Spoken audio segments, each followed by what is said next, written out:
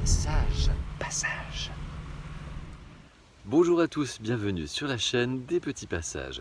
Aujourd'hui, dans la série de vidéos Se préparer sans paniquer, j'aimerais aborder avec vous la question de l'électricité et comment faire pour faire des économies d'électricité, faire réduire votre facture et également, je dirais, limiter la casse en cas de coupure d'électricité l'hiver prochain.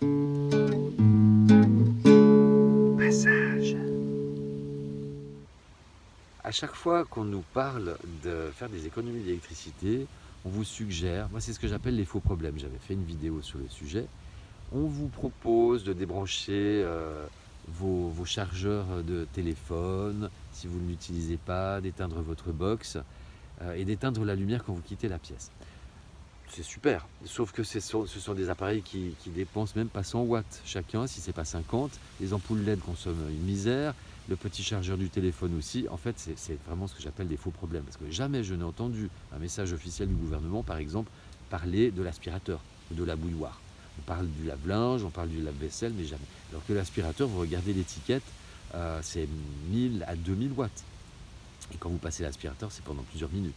Alors, on va prendre les choses dans l'ordre. Donc globalement, déjà, la première chose à faire, ce serait de faire ce que j'appellerais un inventaire global de tout ce qui fonctionne à l'électricité chez vous.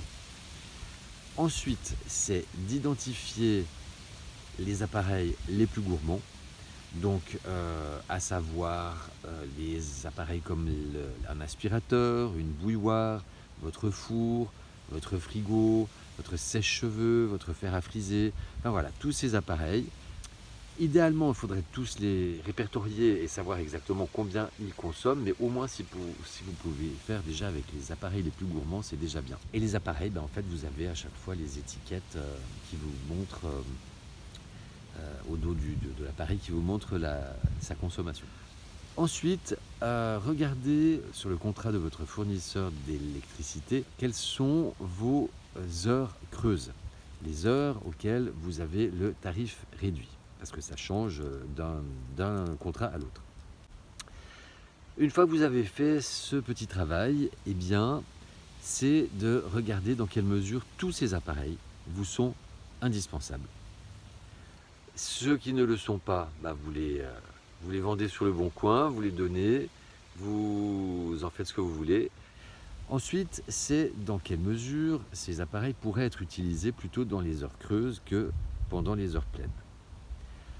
Ensuite, c'est de voir comment vous pouvez réduire leur utilisation.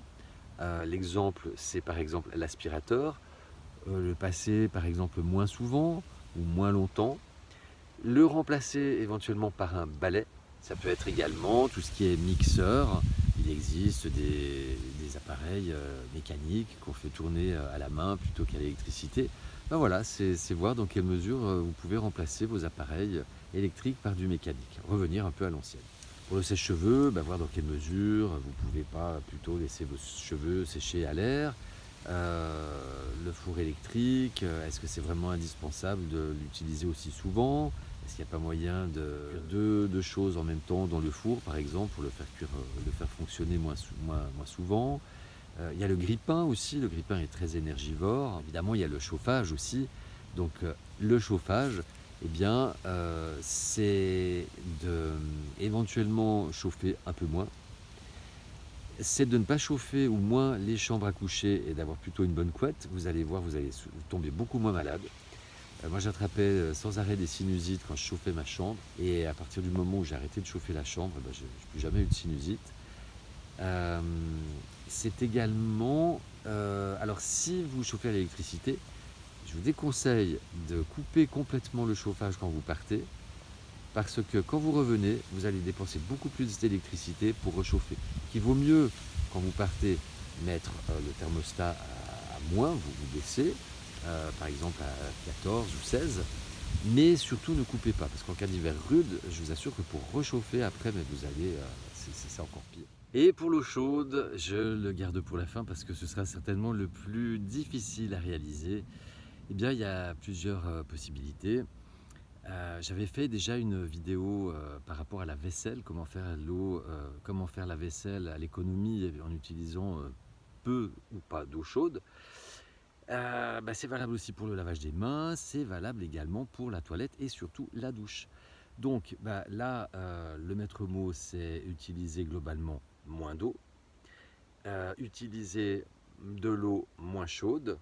Idéalement, bien sûr, ce serait la douche à l'eau froide parce que c'est très bon pour la santé, ça booste le système immunitaire. Personnellement, j'ai franchi le pas il y a 2 ans et j'arrive à me doucher à l'eau froide été comme hiver, sauf le shampoing. Là, je mets de l'eau quand même au minimum tiède. Froide, c'est difficile, surtout l'hiver. Donc, il y a pas de miracle, hein, c'est vraiment économie, économie. En termes de température, en termes de temps, c'est couper l'eau aussi pendant que vous vous savonnez. Ça, c'est très important. Et alors le chauffe-eau, si c'est à l'électricité, le mettre si possible aux heures creuses, qu'il fonctionne aux heures creuses. Passage.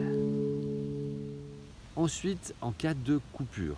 Alors là, c'est un petit peu différent parce que si vous avez déjà fait tout ce travail préalable, vous avez vu votre degré de dépendance à l'électricité et vu comment vous pouviez éventuellement remplacer par un appareil non électrique par exemple.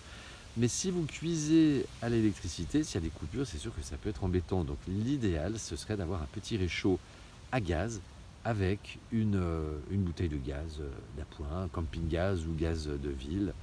Et ça, vous trouvez très facilement des petits réchauds sur le Bon Coin ou dans des brocantes, dans des recycleries. Ensuite, en cas de coupure, ce que vous pouvez faire également, c'est avoir du matériel photovoltaïque avec batterie pour avoir de quoi vous retourner s'il y a des coupures d'électricité. Alors comme le photovoltaïque n'est pas du tout écologique, là j'avais fait une vidéo sur le sujet, je vous mets le lien en description, eh bien l'idée c'est de l'acheter d'occasion parce que la pollution pour le créer, l'énergie grise a déjà été utilisée, donc vous ne polluez pas.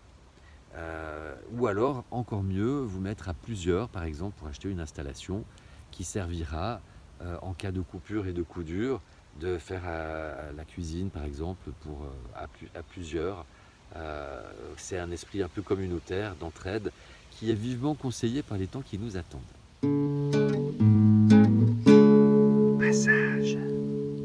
Voilà, donc c'est quelques astuces qui vous permettront de faire des économies, d'être plus écologique aussi, et de vous retourner en cas de coupure d'électricité qui pourrait bien arriver l'hiver prochain. En tout cas, tous les indices convergent vers cette hypothèse. Voilà. Donc écoutez, merci de votre attention. Si cette vidéo vous a semblé pertinente, je vous invite à la partager. Je vous invite aussi à vous abonner à la chaîne et puis à mettre des commentaires. C'est très intéressant, les commentaires, ça permet à chacun d'échanger et ça enrichit la chaîne. Voilà. Et si vous souhaitez soutenir la chaîne, eh bien, il y a une petite cagnotte dont le lien est en description. Voilà. Donc je vous dis à tout bientôt. Prenez soin de vous. Je vous aime.